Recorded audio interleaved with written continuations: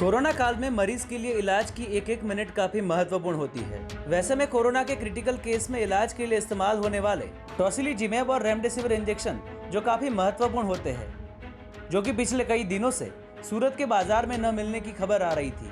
मरीज बार बार सरकार में ये कंप्लेन कर रहे थे कि उन्हें इंजेक्शन नहीं मिल रहा है और मिल भी रहा है तो उसकी कीमत 5 से 10 गुना ज्यादा वसूली जा रही है, यानी जिसकी जितनी जरूरत उस हिसाब से महंगे दाम में मरीजों को इंजेक्शन बेचा जा रहा था।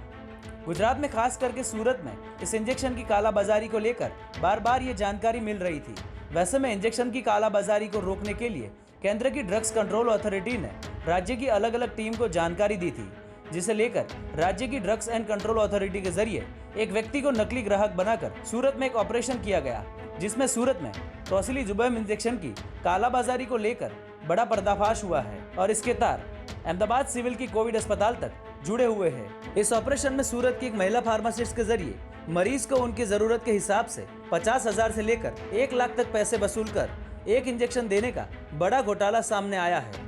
इस महिला फार्मासिस्ट को इंजेक्शन मुहैया करवाने की बात भी एक डिस्ट्रीब्यूटर ने कबूली है और यह भी कबूला है कि यह इंजेक्शन डिस्ट्रीब्यूटर को नहीं दिया जाता है। फिर भी यह डिस्ट्रीब्यूटर इसका भाव बढ़ाकर इंजेक्शन बेचने की बात का स्वीकार भी कर रहा है।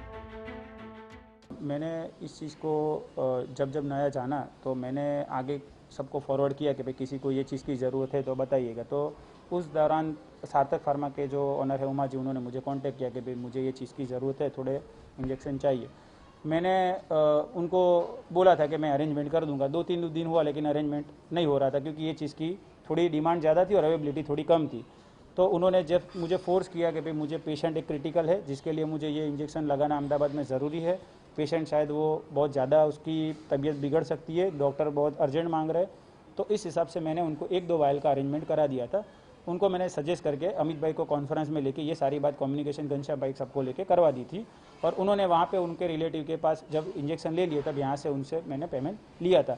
लेकिन तब तक ये पेमेंट और ये रेट जो सामने आया है जो पेपर में या न्यूज़ में, वो रेट एक्चुअली ये नहीं है, रेट थोड़े अलग थे और एमआरपी की ध्यान मुझे नहीं थी कि एमआरपी एक्चुअली, क्योंकि हमारे फार्मा सेक्टर में एमआरपी रॉ मटेरियल के हिसाब से और उसकी प्रोडक्ट की बैच के हिसाब से उसकी एमआरपी कभी कभी चेंज होती रहती है। तो मुझे जो जानकारी दी मैंने आगे सेम वो चीज़ फॉरवर्ड की थी। मैंने बस एक सजेशन दिया था, वहाँ से आया, इसको दिया, सिर्फ मैंने उसकी हेल्प करने के इरादे से सोचा था।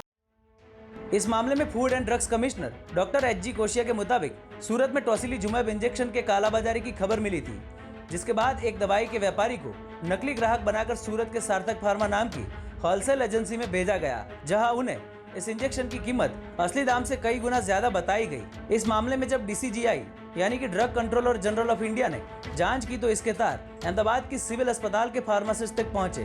कमिश्नर डॉक्टर कोशिया का कहना है कि इस मामले में अब अहमदाबाद सिविल में भी इसकी जांच कार्यवाही की जाएगी। कोरोना के मरीजों को दिए जाने वाले इस इंजेक्शन टोसिलीजुमैब को 5 मई को इलाज के लिए मंजूरी दी गई थी, जिसे लेकर गुजरात सरकार ने 5,000 इंजेक्शन का ऑर्डर भी दिया था, जिसमें 2900 सरकारी अस्पताल में जबकि 2100 प्राइवेट अस्पताल में दिए गए थे।